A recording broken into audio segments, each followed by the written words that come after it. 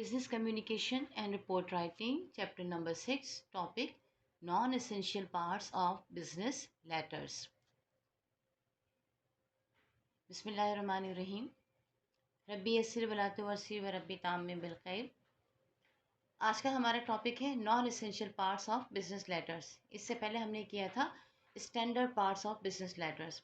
अब है non essential parts of business letter, यानी लेटर के वो हिस्से, बिजनेस लेटर के वो हिस्से जो कि बहुत ज़रूरी नहीं हैं, लेकिन हम इनको बिल्कुल गैर ज़रूरी भी नहीं कह सकते, क्योंकि बहरहाल जिस तरह के आप अपनी कोई चीज़, कोई ड्रेस होता है जो आप बाज़ार से लेते हैं तो वो एक स्टैंडर्ड साइज़ में सिला हुआ होता है, लेकिन जब आप उसको कस्टमाइज़ करवाना चाहते हैं, अपने नाप का करवाना चाहते हैं, अपनी पसंद के मुताबिक, ज़रूरत के मुताबिक करना चाहते हैं, तो आप उसे कस्टमाइज़ करते हैं। तो बिल्कुल इसी तरीके से लेटर्स के वो पार्ट जिसको कि आप कस्टमाइज़ करेंगे, एक तरह से अपने ज़रूरत के मुताबिक उसमें ऐड करेंगे। यानी अगर इन हिस्सों को अगर आप निकाल देंगे तो आपका लेटर ख़राब नहीं होगा, क्योंकि स्टैंडर्ड पार्ट्स तो मौजूद हैं। लेकिन जब आप इसको ऐड करेंगे तो ये आपको फैसिलिटेट करेगा, आपके काम को बेहतर तरीके से करेगा। Non essential parts of business letters, अब इसकी ज़रा थोड़ी सी डेफिनेशन देख लेते हैं। Non essential parts of a letter are used when required and appropriate to the sender and receiver both. They are optional parts of business letters. जैसा कि अभी मैंने आपको बताया कि यानी जब हमारी रिक्वायरमेंट है, ख़त लिखने वाले की भी, लेटर लिखने वाले की भी और लेटर रिसीव करने वाले की भी जो रिक्वायरमेंट है, उसके मुताबिक हमने क्या किया है कि उसमें कुछ चीज़ों को ऐड कर दिया है, यानी हमने लेटर को कस्टमाइज़ कर दिया है और ये ऑप्शनल है। हमें ज़रूरत है इसलिए हमने इस्तेमाल किया, हमें अगर ज़रूरत नहीं होती तो हम इसका इस्तेमाल नहीं करते।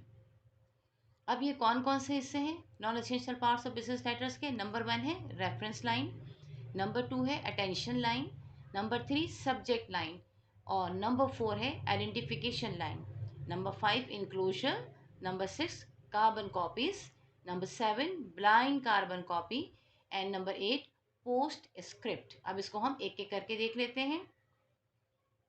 Reference line number 1। Reference line is written to help tracking letters by chronological numbers, employee, initials, department, codes, numbers, or any number they choose. Different companies have their own system of reference. Reference line can also refer to the letter replying to. यानी कि अब reference lines क्या है? ये किसी भी letter को आप ट्रैक करना चाहते हैं, आप ये देखना चाहते हैं कि ये लेटर जो है वो कब लिखा गया, किस तारीख को लिखा गया, या हमारी अपनी जो किसी भी ऑफिस की एक डायरी होती है जिसको वो मेंटेन करते हैं कि ये लेटर जो है वो इस तारीख को हमने यहाँ फला जगह पर लेटर भेजा, उसका लेटर नंबर ये था, तो वो उसका रेफरेंस कहलाता है। अमूमन आप लेटर्स में देखिएगा, ऑफिशियल लेटर्स में होता है कि जी आपके फ़ला तारीख के भेजे गए हुए फ़ला नंबर के लेटर के जवाब में हम ये बात लिख रहे हैं। तो कंपनीज अपना सिस्टम भी रखती हैं और एक स्टैंडर्ड सिस्टम भी मौजूद होता है, लेकिन ज़्यादातर होता यही है कि लोग अपने नाम के एब्रीविएशन के साथ उसका नंबर रखते हैं, यानी कंपनी के नाम के एब्रीविएशन के साथ उसका नंबर रखते हैं या कोड नंबर दे देते हैं, या डिपार्टमेंट अगर हो बहुत सारे तो फिर डिपार्टमेंट का नंबर भी दे देते हैं, ताकि एक नज़र में आप ये पहचान सकें कि ये लेटर जो रिप्लाई किया जा रहा है ये किस लेटर के जवाब में किस डिपार्टमेंट को कब लिखे हुए लेटर को किया जा रहा है। यानी कैसे लिखेंगे, कैसे इसको, अब इसकी मिसाल देख लीजिए। How to write reference line? Number 1, reference line start with RE, यानी आपने RE लिखा, कॉलन लिखा, और जैसे कि मैंने आपको बताया था कि आप नंबर लिख लीजिए या आप जो है वो कोई अल्फ़ाबेट्स लिख लीजिए, तो यहाँ पे 1 2 3 ऑब्लिक AB लिखा हुआ है, या RE लिखकर योर लेटर डेटेड, यानी जो तारीख है, जिस तारीख को खत लिखा गया था वो भी आप लिख सकते हैं। दूसरा तरीका क्या है? Reference lines can be written a reference department A, your reference department B, यानी हमारा रेफरेंस डिपार्टमेंट A है, आपका रेफरेंस जहाँ आपके जिस डिपार्टमेंट में आए से हमारे पास लेटर आया था जिसके जवाब में हम डिपार्टमेंट है आपको जवाब दे रहा है, वो डिपार्टमेंट B है। In full block letter it is written immediately above the date. अब लिखा कहाँ जाता है? अगर आप फुल ब्लॉक लेटर लिख रहे हैं, लेटर फॉर्मेट्स की मेरा ख्याल है कि मैंने अपलोड कर दी, और अगर नहीं किए तो मैं यकीनन आपको कर दूंगी वो भी वीडियो लेटर्स के फॉर्मेट की। तो अगर हम फुल ब्लॉक लेटर लिख रहे हैं तो फिर हमने फौरी तौर पर जो है ना, हमें डेट के फ़ौरन बाद ये रेफरेंस लिखना होता है। अब उसके बाद नंबर 2 पे आ जाइए, वो है attention line. The purpose of this line is to speed up the handling of the letter and direct it to the person, branch or department without any delay. यानी अटेंशन कहते हैं ना, please ladies and gentleman attention please, मतलब क्या होता है, यानी फौरन हमारे पास तवज्जो दी जाए। तो इसी तरह अटेंशन लाइन भी जो होती है वो क्या होती है, तवज्जो हासिल करने के लिए होती है। और किसकी तवज्जो, जिसकी तवज्जो हमें चाहिए, हम अटेंशन लिखकर उसका नाम लिख देते हैं। जो डिपार्टमेंट का अगर है तो डिपार्टमेंट, किसी शख्स के नाम है तो उस शख्स का नाम लिखकर अटेंशन, और फिर कॉलन डाला और लिख दिया, उसका नाम लिख दिया, ताकि इस लेटर को वही शख्स पढ़े और वही शख्स इस पर भरपूर तवज्जो दे, या वही डिपार्टमेंट पढ़े और वही डिपार्टमेंट इस पर भरपूर तवज्जो दे। It is written 2 spaces below the salutation. लिखेंगे कहाँ पर हम, सैल्यूटेशन जहाँ आपने लिखी है उससे 2 स्पेसेस का डालेंगे आप, फिर उसके बाद इसे लिखेंगे। एग्जाम्पल इसके देख लीजिए, the following are the various style of attention line. Attention लिखा आपने, कॉलन लिखा, फिर अगर आप किसी साहब को लिख रहे हैं तो मिस्टर एक्स वाई जेड, अगर आप किसी पर्टिकुलर अहदेदार को लिख रहे हैं, पर्सन से आपका ताल्लुक नहीं है, डेजिग्नेशन से आपका ताल्लुक है, तो परचेज मैनेजर या सेल्स मैनेजर, इस तरह आपने लिख दिया। अब नंबर 3 पे आ जाइए, है सब्जेक्ट लाइन। सब्जेक्ट लाइन क्या होती है, इसका फ़ायदा क्या होता है, इट हेल्प्स इन फाइलिंग। जब आप लेटर को फाइल कर रहे होते हैं किसी भी ऑर्गेनाइजेशन में, जब फाइल किया जाता है तो सब्जेक्ट लाइन देखकर आप आराम से समझ जाते हैं कि जी ये फ़लाँ पर्पस के लिए है, लिहाजा इसको फ़लाँ फाइल में होना चाहिए, उसको आप उस फाइल में रख देते हैं। It shows the purpose of the letter immediately, फ़ौरन ही आपको पता लग जाता है कि इसका मकसद क्या है, ये लेटर किस मकसद के लिए लिखा गया। It is a concise message of the letter. और यकीनन ये क्या होता है, बहुत मुख्तसर सा मैसेज होता है लेटर का। पूरी बात जो आप अपने लेटर में लिख रहे होते हैं ना, वो आपने यहाँ सब्जेक्ट लाइन में लिख दी होती है। It is written 2 spaces below reference line और रिसिपिएंट्स एड्रेस। जिसको आपने ख़त भेजा है उसके एड्रेस से आप 2 स्पेसेस नीचे इसको लिखेंगे। मिसाल के तौर पर आपने सब्जेक्ट लिखा SUB, आप ये भी लिख सकते हैं और कॉलन डाला। और अब आप सप्लाई ऑफ बुक्स, यानी बुक्स की सप्लाई के लिए आप लेटर लिख रहे हैं, तो आपने सब्जेक्ट लाइन लिख दी सप्लाई ऑफ बुक्स। सब्जेक्ट पूरा भी लिख सकते हैं आप, सब्जेक्ट पूरा लिखा, कॉलन डाला। अब सपोज अब जो लेटर आप लिख रहे हैं उसके लिए आप सेल्स रिपोर्ट दे रहे हैं या सेल्स रिपोर्ट मांग रहे हैं, तो लिहाजा आपने सेल्स रिपोर्ट लिख दिया, ये आपका सब्जेक्ट हो गया। यानी अब अगर कोई भी शख्स इस लेटर को जिसको भी मिलेगा, वो जब इसे देखेगा, जब उसका सब्जेक्ट उसको पता लग जाएगा कि ये सेल्स रिपोर्ट का है, तो वो फ़ौरन उसी वाली फाइल में रखेगा या फिर उसी डिपार्टमेंट को भी पहुंचा देगा। नंबर 4 पे आ गई identification line. This line is use when letter is dictated. यानी जब लेटर को कोई शख्स डिक्टेट करवा रहा है, लिखवा रहा है किसी दूसरे शख्स को। लिखने वाला वही नहीं है जो कि भेज रहा है, सेंडर जो है वो लिखने वाला नहीं है, बल्कि सेंडर जो है वो अपने किसी एम्प्लॉय को लिखवा रहा है लेटर, तो लिहाजा उस वक्त ये आइडेंटिफिकेशन लाइन इस्तेमाल होगी। It mentions the initials of the person who dictates and the initials of the person who transcribes and type the letter dictated. यानी इसमें इनिशियल्स होंगे उसके नाम के, उस शख्स के जिसने के ख़त लिखवाया, और उस शख्स के नाम के जिसने के ख़त को लिखा या टाइप किया। How to write identification line? It is written at the left margin on the same line as the last line of the signature block or 2 spaces below. कहाँ लिखा जाएगा इसको, इसको लिखा जाएगा लेफ्ट मार्जिन पे लिखा जाएगा, उसी लाइन में लिखा जाएगा जहां पर कि आपका सिग्नेचर ब्लॉक है, बस उससे 2 स्पेसेस आप नीचे लिखेंगे, ठीक है। और स्पेसेस का मतलब तो आप समझते हैं ना कि आपने 2 मरतबा एंटर दबाया तो 2 स्पेसेस आप नीचे आ जाएंगे।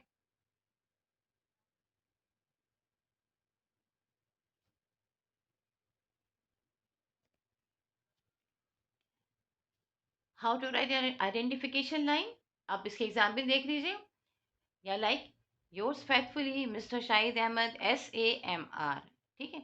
यानी आपने जब लिखा सिग्नेचर एरिया आपने लिखा, अब उसके बाद आपने SAMR, यानी SA कौन है, शाहिद अहमद जिन्होंने के लेटर लिखवाया है। MR कौन है, माहरुख, या आप MR से जो भी नाम बना लीजिए जो आपको पसंद हो, जिन्होंने के इस लेटर को लिखा है। तो आपने दोनों के इनिशियल्स जो हैं वो लिख दिए। नंबर 5 पे आ जाइए, इनक्लोजर्स पे। इनक्लोजर क्या है, if any document is attach with the letter it is mention with the heading of enclosure. किसी भी लेटर के साथ आपने कोई डॉक्यूमेंट लगाई है, कोई चीज़ आप लगा कर भेज रहे हैं, तो आप वहाँ पे इनक्लोजर की हेडिंग डालेंगे और उसके साथ लिखेंगे कि आपने इनक्लोजर में कितने डॉक्यूमेंट्स लिखे हैं, डाले हैं। It helps the writer and the receiver to confirm all the documents are sent और रिसीव। इसका फ़ायदा क्या होता है? इसका फ़ायदा ये होता है कि जब रिसीवर जो होता है वो खत उसको मिलता है, वो लेटर उसको मिलता है, अब अगर उसने लिफाफा जल्दी में खोला, फ़र्ज़ कीजिए अब लिफाफे में से कोई एक डॉक्यूमेंट जो आपने लगा के भेजी थी उसकी पिन सही नहीं लगी हुई है, वो नीचे गिर गई, लेकिन चूंकि लिखा हुआ है लेटर में कि इसके साथ एक डॉक्यूमेंट लगी हुई है, तो वो शख्स जिसने कि उस वक्त शायद तवज्जो ना दी है, वो ज़रूर तवज्जो देगा पढ़ने के बाद कि कहीं ना कहीं इसके साथ जो अटैचमेंट थी वो वहाँ मौजूद होगी, वो उसको ढूंढेगा। तो लिहाजा हमेशा इनक्लोजर ज़रूर लिखना चाहिए। अगर आपने 2 डॉक्यूमेंट्स लिखी हैं उसके साथ, तो उन दोनों के नाम लिखिए कि 2 डॉक्यूमेंट्स आपने लिखी हैं। 3 है तो 3 इनको इनक्लोजर्स 3 लिखिए। अगर चेक है, फ़र्ज़ कीजिए आपने किसी डॉक्यूमेंट के साथ, किसी लेटर के साथ चेक लगा कर आप भेज रहे हैं, तो इनक्लोजर में आप चेक लिखेंगे ताकि उसको ये पता हो कि इसके साथ मुझे चेक मिला है। अब इनक्लोजर के एग्जाम्पल्स देख लीजिए। एग्जाम्पल नंबर 1 में हमने लिखा हुआ इनक्लोजर, आपने ENCL भी लिख सकते हैं और ब्रैकेट्स में आपने 3 लिख दिया, यानी इसका मतलब क्या हो गया, 3 डॉक्यूमेंट्स हमने इसके साथ भेजे हैं। दूसरा तरीका क्या है, इनक्लोजर कॉलन लगाया। अब इसमें आपने देखें, एक तो चेक भेजा है, 3 इनक्लोजर्स हैं, 1 इनक्लोजर्स है, या फिर अब इसके साथ अब इनक्लोजर बाकी कितने 3 हैं या 1 हैं, वो आप लिख देंगे। इसी तरह नंबर 3 पे देखिए enclosure, 1 check, 2 envelopes, 3 site plan, यानी 3 चीज़ें आपने भेजी हैं। नंबर 1 चेक रखा है इसके साथ, नंबर 2 आपने एक एनवेलप भी डाला हुआ है साथ में, और नंबर 3 आपने एक साइड प्लान इसके अंदर डाला हुआ है। तो ये तमाम चीज़ें जो है वो आपने इसके साथ लगा दी हैं। अब जो जिसको भी लेटर मिलेगा वो इन चीज़ों को ज़रूर देखेगा कि तीनों हैं या नहीं है, या कहीं हमसे मिस तो नहीं हो गई हैं। अब आ जाइए नंबर 6, कार्बन कॉपीज़ पे, जिसको कि अमूमन आप अगर ईमेल भी लिखते होंगे तो CC लिखा होता है। हालाँकि वहाँ पे CC का मतलब कार्बन कॉपी हरगिज़ भी नहीं है मोबाइल, क्योंकि ज़ाहिर है देखें लैपटॉप में कहाँ से आपकी कार्बन कॉपी बनेगी, या ईमेल पे कार्बन कॉपी कहाँ बनेगी, वो तो कॉपी ही बनेगी। लेकिन चूँकि लिखा जाता रहा है इसलिए इसको अभी तक जो है वो CC ही लिखते हैं, ठीक है? यानी ओरिजिनल कॉपी के साथ एक और कॉपी अटैच है। When the writer sends the same letter to more recipient wishes the reader to know it, a carbon copy CC caption is indicated on the original and all the copies of the letter। यानी writer ने खत लिखा, वो ये चाहता है बिल्कुल ऐसा ही लेटर बाकी 3-4 लोगों को भी मिल जाए, और वो ये भी चाहता है कि जिसको हमने ये लेटर लिखा है उसे भी ये पता हो कि भाई ये लेटर आपको तो लिखा है, लेकिन आपके साथ हमने 2-3 और लोगों को भी लिखा है, तो उनके भी नाम वहाँ मौजूद। तब वो CC करके उसको नीचे उनके नाम मेंशन कर देता है। जैसे कि आप ये देख लीजिए तरीक़ेकार हमने बताया आपको, it is written below the enclosure, it में follow by a colon. Enclosure से नीचे आप लिखेंगे, कॉलन लगाएंगे, इसको इसके साथ आप एग्जाम्पल CC लिखा, आप सेल्स डिपार्टमेंट को लिख रहे हैं आप, तो आपने सेल्स डिपार्टमेंट लिख दिया, लॉ डिपार्टमेंट को लिख रहे हैं तो लॉ डिपार्टमेंट लिख दिया। यानी एक तो आपने लिखा जो एक्चुअल पर्सन है जिसको आपने, उसके बाद आपने कॉपी किसको भेजी है, सेल्स डिपार्टमेंट को भेजी है, लॉ डिपार्टमेंट को भेजी है, किसी शख्स को भेजी है, जिस किसी को भी भेजी है CC लिखकर आपने कॉलन लगाया, यानी C 2 टाइम्स, ठीक है? और फिर उसके बाद आपने उस डिपार्टमेंट का नाम या उस शख्स का नाम लिख दिया। नंबर 7 है ब्लाइंड कार्बन कॉपी, ये बड़ी ज़बरदस्ती चीज़ है। When the sender wishes to send same letter to someone other than the addressee and wants to hide it from the addressee, blind carbon copy BCC caption is used। यानी sender ये चाहता है कि जो खत हमने इस शख्स को लिखा है यही मज़ीद 2 और लोगों को या एक और शख्स को भी मिल जाए, लेकिन जिसको हम ओरिजिनल खत भेज रहे हैं उसको ये नहीं पता चलना चाहिए। और ये जिस शख्स को आपने भेजा है, जो दूसरा शख्स है, जिसको उसको तो पता लग जाए कि हाँ ये किसी और को भी भेजा गया और मुझे भी भेजा गया, उसकी कॉपी पर हम क्या देंगे, BCC, यानी ब्लाइंड कॉपी है इसके साथ, चूँकि ओरिजिनल शख्स को जिसको कि लेटर भेजा गया नहीं पता है। Then how to write BCC, it is never indicated on the original letter, कभी भी ओरिजिनल लेटर पे नहीं होगा। अगर आपने ओरिजिनल लेटर पे लिख दिया तो ये बिहाइंड, तो ये BCC कहाँ से होगा ना, ये तो पता ही चल गया ना ब्लाइंड कहाँ से हुआ है, तो उसको पता लग गया कि भाई इसने तो ये लिखा है, लिहाजा ये ओरिजिनल लेटर पे कभी नहीं लिखते। It is indicated in the upper left corner of the carbon copy so that it may be quickly noticed. जो आप कार्बन कॉपी भेज रहे हैं या दूसरा लेटर आप भेज रहे हैं, उस पे लेफ्ट कॉर्नर पे, अपर लेफ्ट कॉर्नर पे आप लिखेंगे ताकि खत मिलते ही उस बंदे को ये पता लग जाए कि जनाब ये ब्लाइंड कार्बन कॉपी है, इसका मुझे ज़िक्र किसी और से नहीं करना है।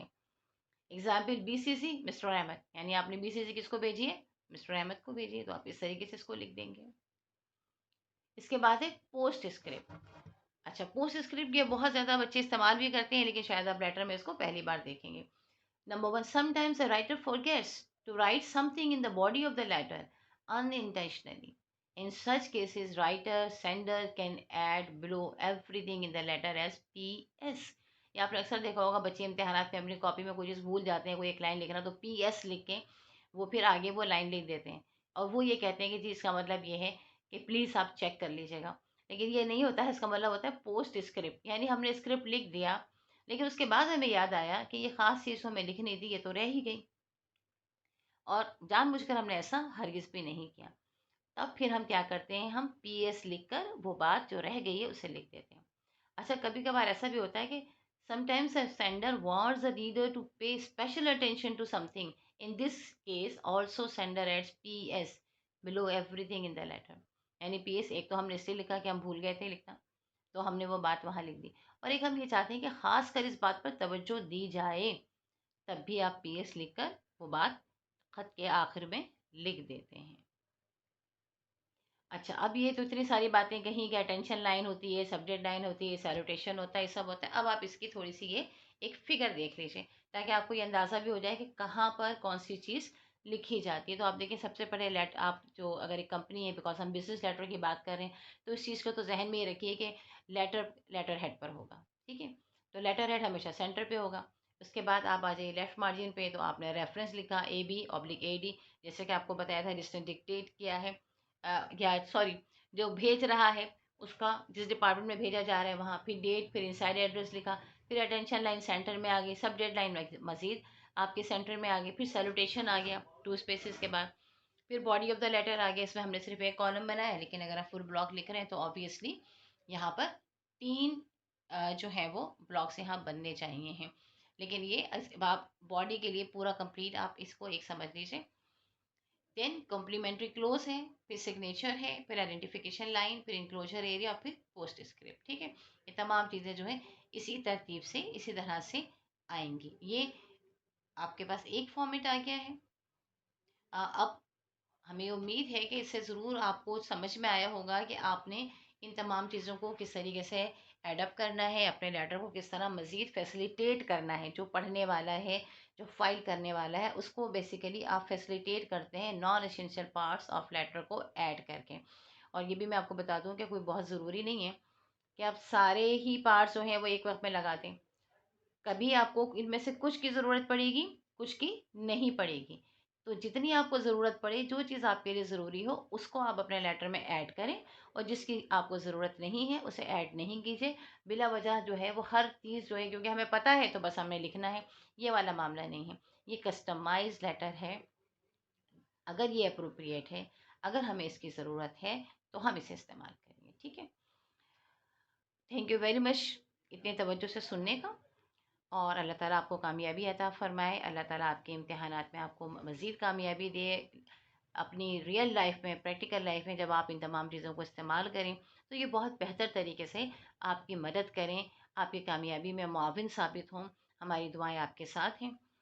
वीडियो अच्छी लगे इसको लाइक, शेयर और सब्सक्राइब ज़रूर कीजिएगा, ताकि बाकी दोस्तों को भी इससे फ़ायदा हो। अल्लाह हाफ़िज़।